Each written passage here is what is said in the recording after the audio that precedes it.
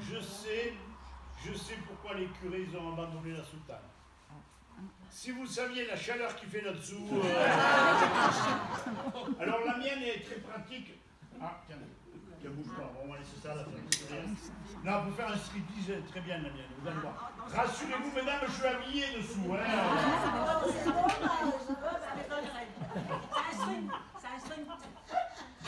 Question pour un champion. Alors, moi, ma soutane, bien sûr, c'est une soutane de déguisement. Mais sur les vraies soutanes, vous savez qu'il y a des petits boutons. Alors, combien y a-t-il de petits boutons sur une vraie soutane? 50, 50, 64. Je vais faire l'enchère, tiens. 80. 25. Bon alors, attendez, le nombre. Oui. C'est ce qu'il a là. Mais il y en a un paquet. Mais il y a longtemps que vous en avez déboutonnné beaucoup. Eh, vous pouvez l'applaudir, parce que c'est la bonne réponse. Il y a très peu de gens qui le savent. Alors, effectivement, 33, alors pour ceux qui ne le savent pas, 33, c'est l'âge du Christ. Donc, c'est pas une bêtise. Toutes les soutanes ont 33 boutons. Alors, et vous savez que un jour, j'ai une dame comme ça qui m'a donné la bonne réponse. Et je lui ai donné donc, je lui ai posé la même question. Vous avez dû en déboutonner beaucoup. Et vous savez ce qu'elle m'a répondu, cette brave dame? Elle m'a dit, ah non, j'en ai pas déboutonné beaucoup, mais par contre, je le sais parce que c'est moi qui l'ai recousé. Hein, voyez un peu. Bon, alors la mienne, vous allez voir, elle est beaucoup plus pratique.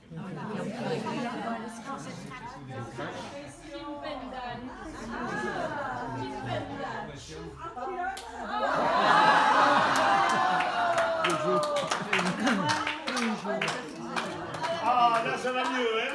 On est plus à l'aise, là, comme ça. Bon, et est-ce que la tenue vous dit quelque chose? Eh oui, rugby, c'est la tenue de l'équipe de rugby de Toulouse. Oh, Toulouse, puisqu'on parle de Toulouse. Alors, une petite devinette qui ne concerne que Toulouse et la région. Chez vous, ça n'existe pas. Alors, à Toulouse et dans la région, qu'est-ce qui commence par un F, qui finit par un N et qui tombe des arbres à l'automne? FN. Une feuille con. Effectivement, et une feuille con. À Toulouse, ils rajoutent le con à tous les mots. Une feuille con. Voilà, et vous avez droit à la question de repêchage. Oui, à Toulouse, vous savez qu'ils rajoutent le con à tous les mots. Alors, question de repêchage. Toujours à Toulouse, qu'est-ce qui commence par un P, qui finit par un N, et qui tombe des arbres à l'automne? Je sais, il y en a qui vont dire pomme con, prune con, poire con, pauvre con, t'as raison. Mais il y a autre chose. PN, alors j'ai commencé à entendre, c'est pas mal. Et au milieu, qu'est-ce qui manque? Et putain, une feuille con. Et oui, à Toulouse, c'est putain con. Et c'est pas joli. C'est pas joli, mais c'est pas méchant. C'est pas méchant. D'ailleurs, est-ce que vous connaissez l'origine du mot putain? Ah, d'où vient le mot putain? L'origine du mot, vous ne connaissez pas? Mais vous avez bien fait venir, tiens.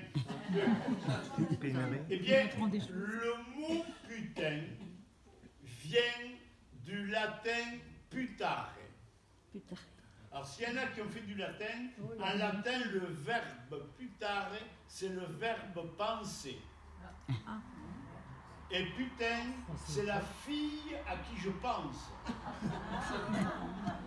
Oui, mais le problème, c'est que c'est devenu péjoratif le jour où on était plusieurs à penser à la même. Tu vois, c'est pas méchant quand même. Alors moi j'ai mis cette tenue pour vous parler du rugby à Toulouse. Vous connaissez un peu le rugby?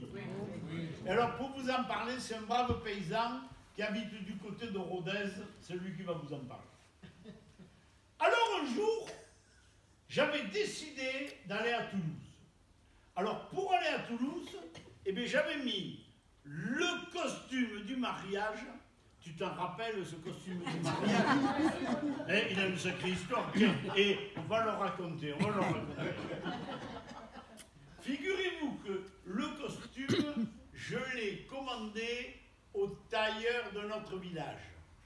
Oui, parce que dans notre village, on a de la chance, on a encore un tailleur. Vous en avez, vous, des tailleurs dans vos villages? C'est normal, hein, ils sont tailleurs.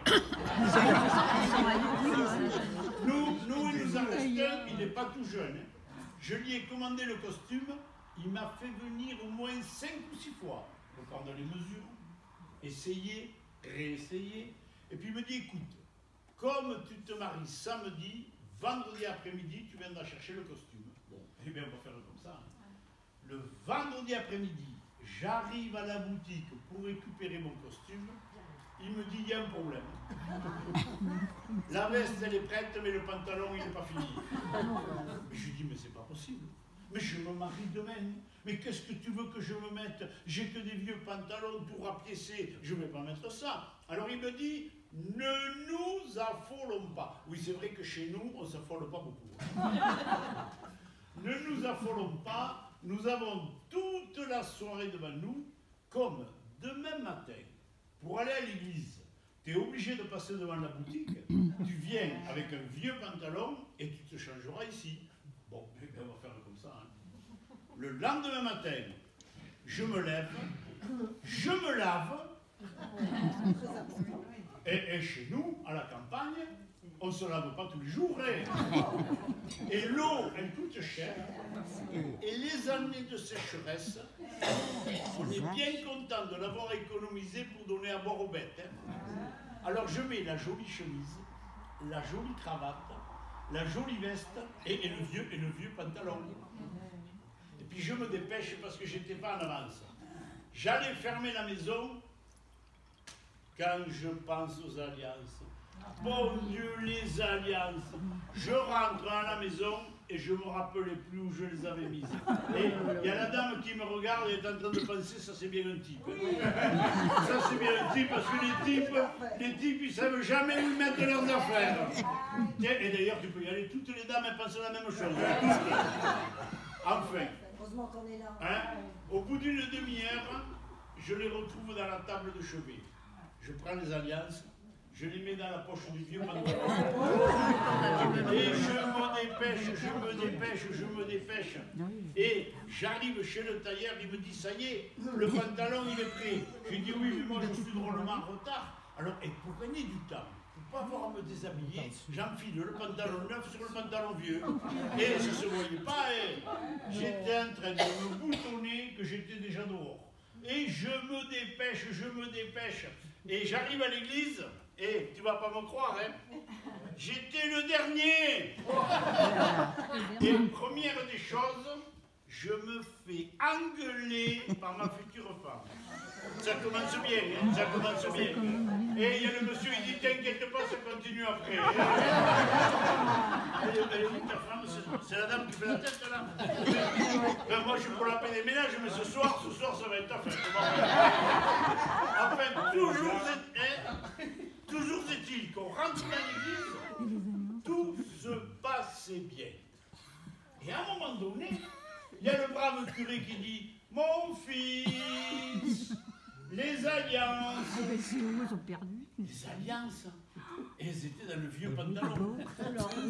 Et qu'est-ce que vous auriez fait, vous? Je commence à déboutonner le pantalon. À ce moment-là, il y a le brave curé qui dit, mon fils, qu'est-ce que vous faites? Et je continue, tiens. Quel scandale! Oh, je lui dis, écoutez, scandale ou pas, vous m'avez dit de les sortir pour les bénir. Mon Dieu.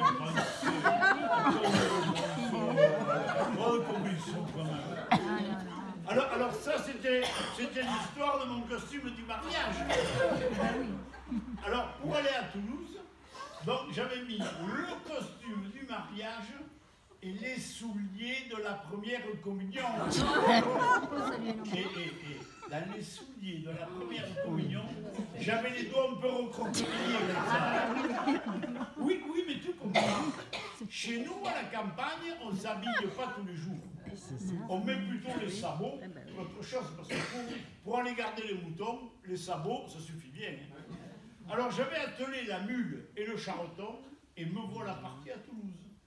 J'arrive à Toulouse, je gare la mule au garage Peugeot. Mon pauvre, mais c'est qu'à Toulouse, je me croyais en Amérique. Et t'aurais vu ça, dit. Des buildings, des parkings, des snack-bars, des cafétéries, des sex shops. Et je rentre dans un bistrot, alors là, tu devineras jamais ce qu'on m'a servi. Tu ne peux pas deviner.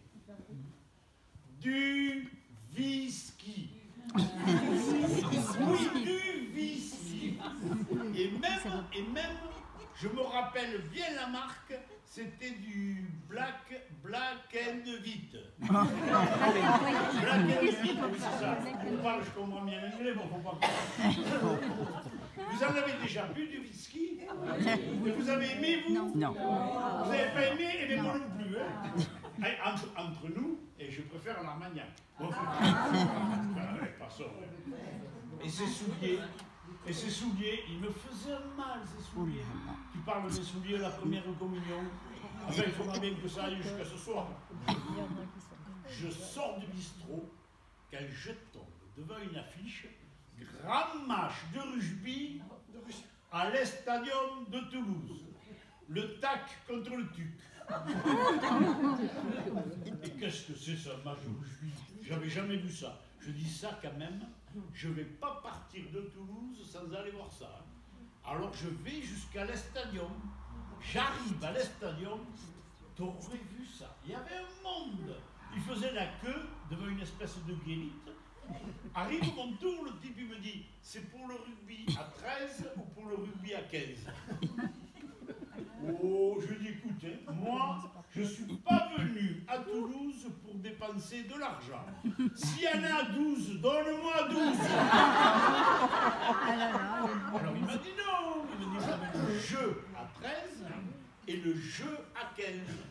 Et aujourd'hui, à 15, vous avez la poule de 8.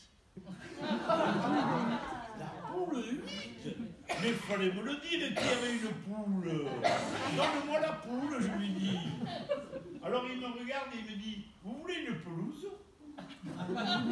Une pelouse? Une pelouse? À moi qui garde les moutons toute l'année. Alors il m'a donné une espèce de gratin. Je rentre là-dedans et t'aurais vu ça. Ils étaient tous perchés sur des espèces d'étagères. Je me suis pensé, si ça s'écroule, tout ça, ça va faire comme à Furiani. Hein. Enfin, pas souvent. Je prends place. Sur le terrain, il y avait 30 bonhommes. 15 en rouge et 15 en bleu. Et au milieu, il y avait une espèce de type. Il était habillé tout en noir. Je me suis pensé, le pauvre, il doit être en deuil. Il avait une espèce de sifflet qui lui pendait là. Il t'a donné un grand coup de sifflet. T'aurais vu ces 30 bonhommes courir après un même ballon. Il n'était même pas rond. On aurait dit une gosse olive. Et tu peux croire que ça y allait. Coup de pied à droite, coup de pied à gauche. Et ses souliers, il me faisait mal, ses souliers. Je regarde à droite, je regarde à gauche, il n'y a personne qui regardait, il regardait tout ce terrain. Je l'ai enlève. Mon Dieu, que j'étais bien. Personne s'en serait aperçu si ça n'avait été l'odeur. De toute façon, sur le terrain, ça y allait. Coup de pied à droite, coup de pied à gauche. Et à un moment donné, le type, derrière moi, il se met à crier « Mêlée !» Et je venais de les enlever.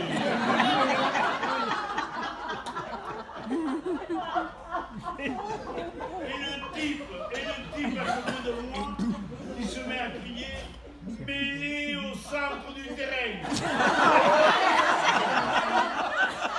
Je vais pas les mettre au centre. Elle est bien.